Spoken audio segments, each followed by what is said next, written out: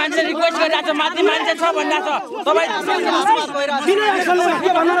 यति बेला तिनकुने क्षेत्रमा जहाँ आगलागी भयो एउटा घरमा आगजनी भयो त्यो घरभित्र परेर एकजना मिडियाकर्मी साथीको निधन भएको कुरा आएको छ र यो अवस्थामा एबी न्यूज कर्मी साथीहरू लगायत अरू मिडियाकर्मी साथीहरूले पनि त्यति बेला एकजना साथी फस्नु भएको छ मिडियाकर्मी माथि हुनुहुन्छ भन्दा जवाफ नदिएको अथवा कोही पनि छैन माथि म 3-4 चोटि गएर आइसके भनिसकेका प्रहरीले त्यसो भन्दाखेरि अहिले एकजना मृत अवस्थामा फेला परेपछिको अवस्थामा 100 चोटि भन्दा प्रहरी चुप लाएर बस्यो क्या हाम्रो सहकर्मी यहाँ फसा छ नि यसलाई उद्धार गर्नु पर्यो भन्दा अझ हामीलाई कुटाउन खोज्छन् म माथि गएको छु माथि गइरहेको थिएँ सबै सुरक्षा निकायबाट यसरी हेर्नुस् यो बडी छ हैन यो मान्छेको बडी यो टाउको हो यो हात यो दुईटा हात हो यो खुट्टा व्हाट्सएपमा हाल्दिनु न कंकाल बाँकी छ कंकाल मात्रै बाँकी छ यसो व्हाट्सएपमा दिनु यसो नम्बर टाइप गर्नु मेरो त्यति बेला भन्नुभएको थियो त्यसमा तपाईहरुले मैले 100 चोटि भनेको तपाईले प्रहरीलाई जानकारी गराउनु 100 चोटि मैले हाम्रो मान्छे यहाँ फस्या छ भन्दाखेरि अझ उनीहरु चुबा लाएर बस्छन् अझ आदेश चाहियो रे सिडिओको आदेश चाहियो हामी आदेश कुर्दै छौं भनेर हामीसँग भनेको यहाँ 100 यहाँ के रे सञ्चारकर्मीहरु पनि टन्डे खेले आदेश चाहियो भनेर पर्खिरहेको थियो क्या उद्धार गर्नको लागि न दमकल बोलाएको छ अगाडि सब तपाईहरुलाई अहिले पनि हैन प्रहरी मर्दा प्रहरीले गोली चलाउँछ प्रहरी मर्दा प्रहरीले गोली चलाउँछ सञ्चारकर्मी मर्दा हामीले प्रश्न सोध्न पनि नपाउने हो हैन प्रश्न सोध्न पाइन्छ सम्बन्धित व्यक्तिलाई सोध्नु पर्यो म सम्बन्धित मान्छे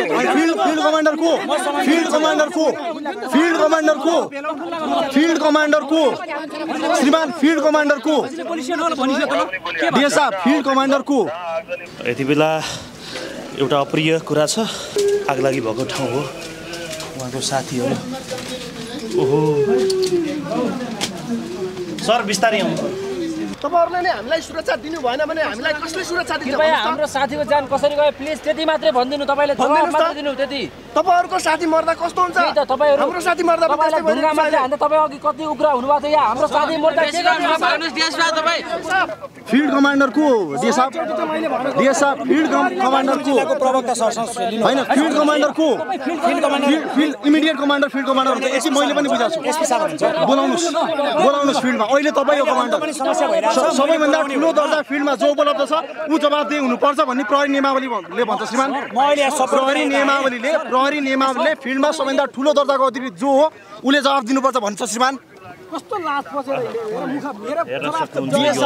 फिल्डमा सबैभन्दा ठुलो दर्जाको अधिकृत जो छ दर्शकवृन्द एकदम दुःखद घटना प्रहरी नियमावली र यो अवस्थामा हामी तिनकुनेको दृश्य देखिरहेका छौँ यो साँझको समयमा मात्रै दिउँसो 4-5 घण्टा अगाडिको आगलागी र त्यो 5-6 घण्टा पछि मात्रै यो सब देखिएको छ सर सुशील सर हजुरहरुकै भन्ने भयो आफन्त साथी सहकर्मी हैन हाम्रो सहकर्मी एबी न्यूज खबरकर्मी क्यामेरा पर्सन हाम्रो सुरेश रजकको यहाँ अब मृत्यु भएको अहिले भर्खर देख्यौं हामीले विभिन्न अस्पताल चार्यौं ठाउँ गयौं टिचिङ अस्पताल गयौं त्यहाँ एउटा गोली लागेको मृतक फेला पर्यो 29 वर्षको सबिन महर्जन नाम गरेको व्यक्ति यहाँ छातीमा गोली लागेको रहेछ उसको नाम सबिन महर्जन अलिकति नाम मिलेको भएर हामी त्यहाँ गएर हेर्यौं पनि अनि मलाई चाहिँ लागेको थियो सब यही हुनुपर्छ किनभने करिब 4:45 तिर चाहिँ उहाँको मोबाइल अन्तिम यहाँ स्विच अफ भएको हामीले पत्ता लगाएपछि हामी आएर अहिले हेर्दा आगो निमाएर हेर्दा त्यहाँ सब यसरी बसिराखेको अवस्थामा जलेर अब केही पनि बाँकी छैन तपाईले पनि देख्नुभयो होला अन्दाजमा सहकर्मी हो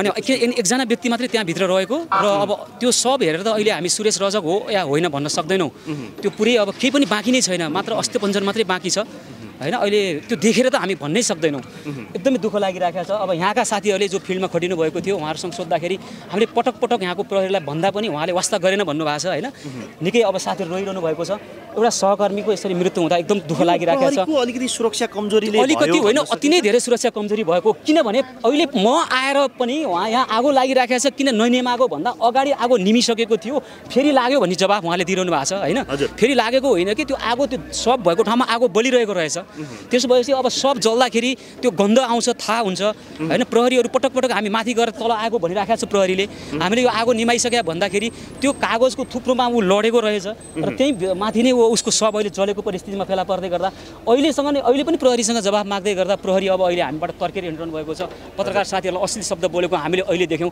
यो प्रहरीको रवैया चाहिँ यो पटक्कै ठिक भइरहेको छैन उहाँले के खोजिरहनु भएको छ हामीलाई थाहा छैन हामी स्वतन्त्र पत्रकार हौँ यो अथवा त्यो पक्षको हामी होइनौँ आज पनि हामीले दुवै पक्षको उत्तिकै कभरेज गरेका थियौँ होइन।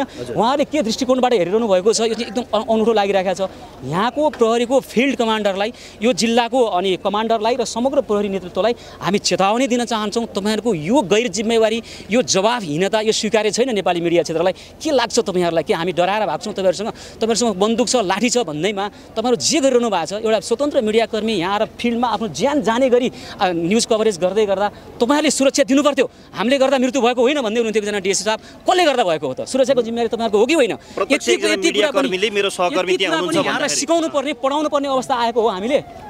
यो खालको परिस्थिति चाहिँ एकदम दुःखद घटना भएको छ। उहाँ एकदमै आफ्नो पेसाप्रति एकदमै जिम्मेवार व्यक्ति हुनुहुन्थ्यो सुरजजी। आगो लाग्दै गर्दा हाम्रो रिपोर्टर तल आउनुहोस् भन्दै गर्दा पनि पक्नुहोस् अझै केही भिजुअल दिन्छु म भनेर उहाँ लाग्नु भएको रहेछ। अनि त्यसो हुँदै गर्दा बाहिरबाट अश्रु ग्यासको प्रहार, भित्रबाट जुन धुवाँ आइराखेको थियो त्यस कारणले उहाँ सायद बेहोस भएर ढल्नुभयो र त्यहाँ ढलेकै स्थितिमा उहाँको ज्यान गयो।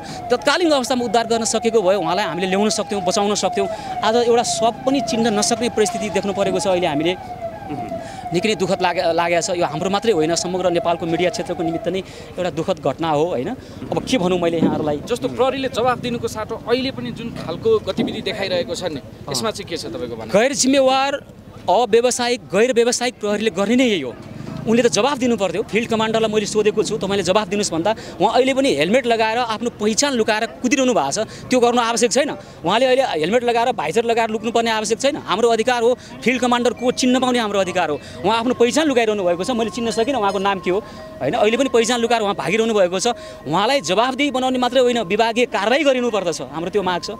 को उहाँ फिल्ड कमान्डर तपाईँलाई थाहा छ भने कृपया डिएसपी साहबको नाम भन्नुहोस्। मैले पटक पटक उहाँलाई तपाईँ नभाग्नुहोस्, तपाईँ जवाफ दिनुहोस् भनेको छु अगाडि गएर। तैपनि मलाई पनि छल्दै उहाँ भागिरहनु भएको छ पटक पटक। अहिले कता जानुभयो थाहा छैन। उहाँलाई के डर हो हामीसँग? हामीसँग त क्यामेरा मात्रै छ, बुम मात्रै छ, बन्दुक गोली गट्ठा त केही पनि छैन हामीसँग, लाठी ढुङ्गा पनि हामीले प्रयोग गरिरहेका छैनौँ। यो निकै गैर जिम्मेवार हो। नेपाल प्रहरीको छविमाथि नै आँच आउने काम यहाँको फिल्ड कमान्डरले अहिले पनि गरिरहनु भएको छ। एकजना व्यक्ति त्यहाँ मरेर लास चिन्न नसक्ने परिस्थितिमा हामी त्यो भोगिरहेका छौँ। तर उहाँ अहिले पनि भागिरहनु भएको छ र मेरो जिम्मेवारी होइन भनिरहनु भएको छ। त्यो उहाँले कुन खालको जवाफदेहिता दिनुभएको, कुन खालको गैर जिम्मेवारी पनि देखाउनु भएको छ? यो त अमानवीय, गैर व्यावसायिक मात्रै होइन, एउटा मानवीय दृष्टिकोणबाट पनि अमानवीय उहाँको त्यो खालको परिस्थिति हामीले देखेका छौँ। तीनकुनेमा कर्फ्यू लागिसकेपछिको दृश्य देख्न सक्नुहुन्छ। यति बेला नेपाल प्रहरी, सशस्त्र प्रहरीहरू आफ्नो ड्युटीमा छन्।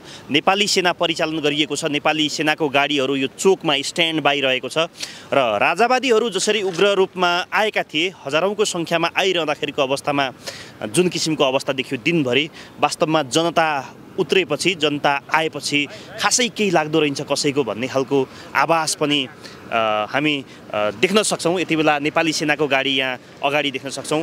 यो सडकमा यसरी यो विभिन्न अश्रु ग्यासको फोकाहरू रहेको छ।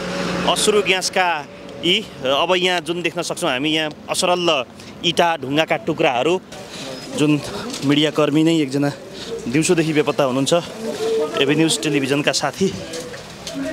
यो उहाँ डिएसपी साहबलाई जसरी मिडियाकर्मीहरूले सोध्नु भएको रहेछ, उहाँले त्यति बेला जवाफ दिनु भएन। अहिले दर्शकवृन्द ना जवाफ हुनुहुन्छ उहाँ डिएसपी साहब, सशस्त्र प्रहरीका डिएसपी साहब उहाँ फिल्डमा हुनुहुन्छ।